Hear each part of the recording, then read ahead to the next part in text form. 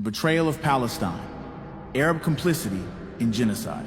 Brothers and sisters, and to the rulers who hear these words, Saudi Arabia, the Emirates, Qatar, Egypt, Jordan, and the rest who hide behind silence, I speak to you directly. You call yourselves guardians of Islam, protectors of Arab dignity, custodians of the holy sites, leaders of the Muslim world. But what have you done while Gaza burns? What have you done while Palestine bleeds? While children dig through rubble with their bare hands, you have turned your backs.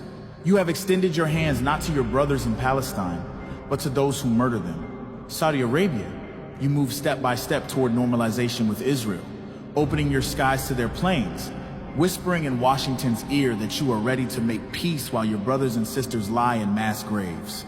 You hold the keys to the holiest places in Islam, yet your silence on Palestine is louder than any sermon. You buy weapons from America by the billions arms that strengthen the same empire that fuels Israel's bombs. What is your excuse? That your throne depends on their approval? That you fear Washington more than you fear God? Your silence has become your shame, your betrayal, a stain that will never be washed from your legacy. Emirates, you have gone even further, rushing to embrace Israel openly. You did not just whisper, you signed. You turned the betrayal into law with the Abraham Accords. You opened your ports, your banks, your arms to Zionists while Gaza was being starved and bombed. Today, Israeli companies flourish in Dubai. Your armies train together. Your officials smile alongside the very men who order massacres. How can you parade yourself as a modern leader when your progress is built on the bones of Palestinian children? Do you not feel shame when you walk in your glittering streets knowing they are paved with betrayal? Qatar, you play a clever game. To the world you pose as Gaza's benefactor, Al Jazeera amplifies their cries, and you hand out aid. But your aid is drip-fed under the watchful eye of Israel, a leash to control resistance rather than a sword to liberate it. You host leaders of Hamas, but only under conditions written by Washington and Tel Aviv. Do you not see that your support has become a cage, not a path to freedom? You have made yourself the gatekeeper of survival, not the ally of liberation. Do not pretend this is solidarity, it is control. Your hands too are stained with the shame of calculated betrayal. And Egypt, your betrayal is perhaps the heaviest of all. You hold Rafah, the only door not controlled by Israel, and instead of opening it to life, you turned it into another wall of death. When Gaza screamed for food, medicine, and mercy, you shut the gates. You watched children die for lack of antibiotics. You watched the wounded bleed out because ambulances could not pass. You destroyed tunnels that carried bread and water, not bombs. And when convoys from across the world, people of conscience from Europe, Africa, Asia, and the Americas came to your borders begging you to open Rafah so they could deliver food and medicine, what did you do? You did not open the gates. You sent your soldiers to block them. You forced them to stand in the desert sun while people in Gaza starved a few kilometers away. They begged you with tears in their eyes. They pleaded for compassion, and you answered them with barbed wire and rifles. Shame on you, Egypt. Shame on your generals. Shame on your leaders. Shame on every hand that held those gates shut while Gaza's children cried for bread. Jordan, you, who claim to be the custodian of Jerusalem's holy sites, the guardian of Al-Aqsa, yet year after year you renew your treaties with Israel, you coordinate intelligence, you ensure that no true resistance rises from your soil. Your people march by the millions, they cry for Palestine, but you answer them with silence and repression. You claim to guard Al-Aqsa, but in truth, you have guarded Israel's security. You let occupation thrive while pretending to hold keys of honor. Do you not feel the weight of shame, standing as guardian of a holy place while you betray its people? But this betrayal is not new.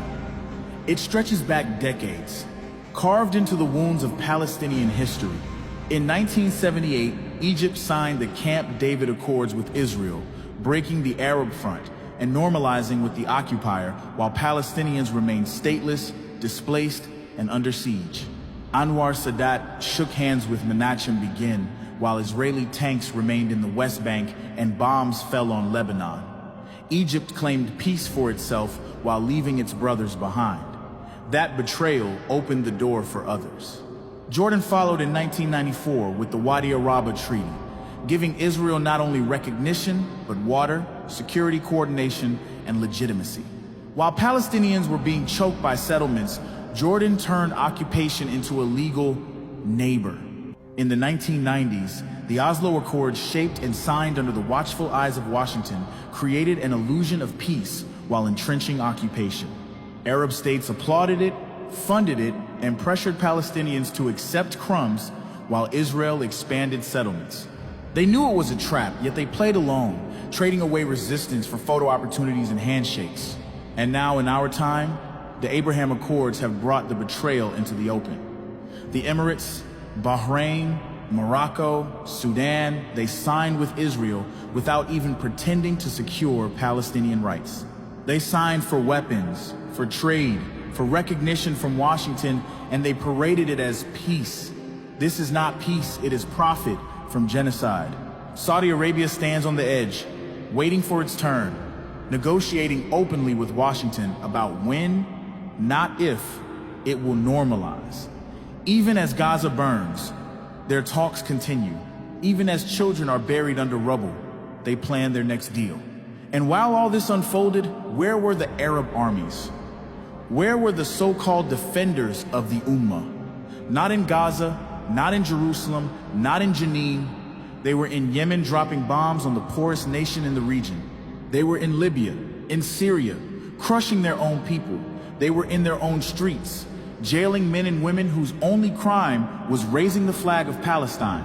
All of you together, Saudi Arabia, Emirates, Qatar, Egypt, Jordan, you do not just stand by. You crush your own people when they speak out. You jail the voices of conscience. You silence imams from the pulpits. You chase down activists on social media. You unleash tear gas and prisons on your own citizens who cry for Gaza. You fear the rise of a free Palestine, because a free Palestine would inspire your own people to rise against your corruption, your palaces, your fragile crowns. You fear resistance more than you fear occupation. You fear your own people more than you fear God. Do not pretend your hands are clean. The evidence is carved into history. Emirati handshakes with Zionists, Egyptian bulldozers destroying the tunnels of life, Jordan's treaties securing water for Israel while Palestinians thirst, Saudi intelligence meetings with Mossad exposed again and again, Qatari funds trickling into Gaza only with Israel's blessing. Every deal, every silence, every sealed border is complicity in genocide. Every action and every inaction is a mark of shame.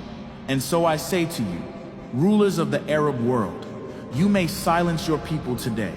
You may crush dissent with fear. You may bow before Washington and Tel Aviv, but you cannot wash away the blood of Gaza from your hands. You may think your thrones are secure, your wealth untouchable, your palaces unshakable, but history will not remember your riches.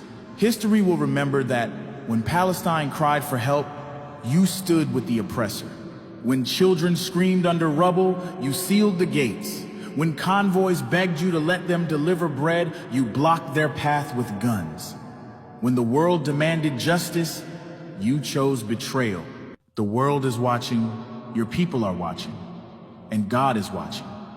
You will face him on the day when no throne, no palace, no crown, and no American alliance will save you. You will stand before him with the blood of Gaza on your hands. That day is coming. And on that day, your excuses will turn to dust, your crowns will be worth nothing, and your silence will condemn you louder than any voice could.